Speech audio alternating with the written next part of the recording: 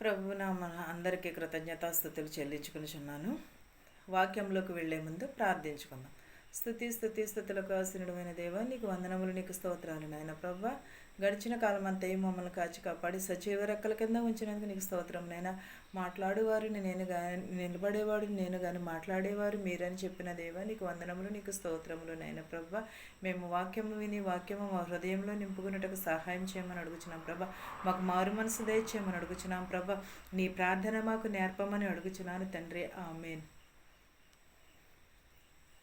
హోషేయ 14:1-2 చూద్దామని.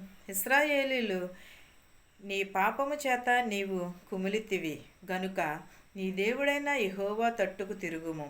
మాటలు సిద్ధపరచుకుని యెహోవా యొద్దకు తిరుగుడి. మీరు ఆయనతో చెప్పవలసినదేమనగా, మా పాపములన్నిటినీ పరిహరింపుము. ఎడ్లకు బదులుగా నీకు మా పెదవులను అర్పించుచున్నాము. నీవు అంగీకరింపదగినవి అవే మాకున్నవి. ఏంటదండి?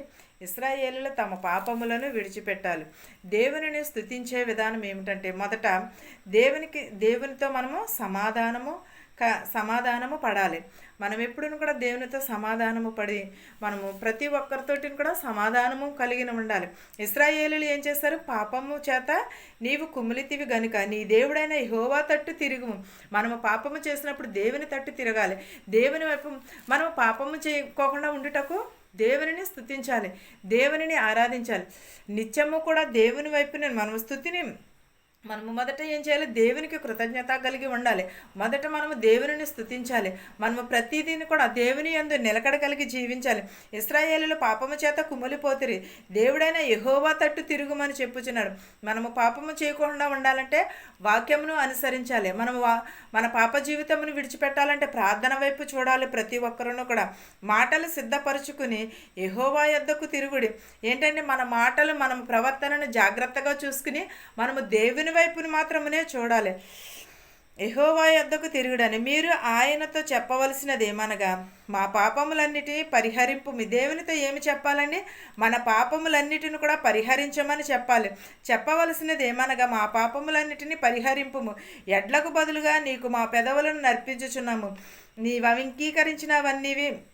అంగీకరింపదగినవి అవే కదా. ఏమిటదండి? మనకు పాపమును విడిచిపెట్టమని అడగాలి. ఎడ్లకు బదులుగా మన పెదవులను నర్పించాలి. మన పెదవులను నర్పించాలంటే మనము దేవునిని స్తుతించాలి. మనము నోటు ద్వారా పాపము చేయకోకుండా యెహోవా యందు మనము భయభక్తులు కలిగి ఉండాలి.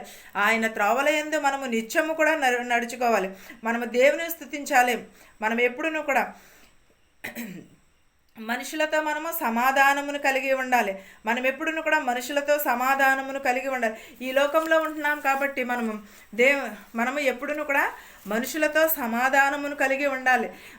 తర్వాత దేవునితో కూడా మనము సమాధానమును కలిగి ఉండాలి. లేవీకాండము 1:7 చూద్దామండి. లేవీకాండము 1 యెహోవా మోషేకు ఇలాగూ సెలవిచ్చెను. ఒకడు యెహోవాకు విరోధముగా ద్రోహము చేసి పాపి అయిన ఎడల, అనగా తనకు అప్పగింపబడిన దాన్ని గూర్చియే గాని, తాకాటు ఉంచిన దానిని గూర్చియే గాని, దోచుకుని వాని గూర్చియే గాని, తన పొరుగు వానితో బొంకిన ఎడలనేమి, తన పొరుగు వాని